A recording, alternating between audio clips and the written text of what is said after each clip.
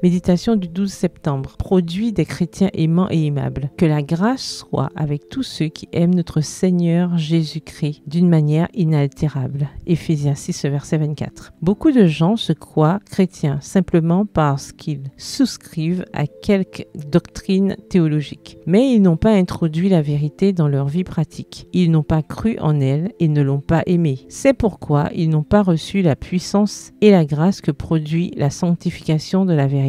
On peut faire profession de croire à la vérité, mais si l'on n'en devient pas plus sincère, plus aimable, plus patient, plus pénétré de pensées célestes, on est une malédiction pour soi-même et pour le monde. Extrait du livre Jésus-Christ au chapitre 31 à la page 266. Le monde a besoin de voir des manifestations concrètes du christianisme sincère. Le christianisme de façade se voit partout, mais quand la puissance de la grâce de Dieu sera visible dans nos églises, les membres accompliront les œuvres du Christ. Les traits de caractère naturel et héréditaire seront transformés. En habitant en eux, son esprit leur permettra de refléter le Christ et le succès de leur travail sera proportionnel à la pureté de leur piété. Extrait du livre Testimonies to Ministers and Gospel Workers, témoignages pour les pasteurs et les évangélistes, au chapitre 58 à la page 416. Honorons notre profession de foi. Ornons nos vies de beaux traits de caractère.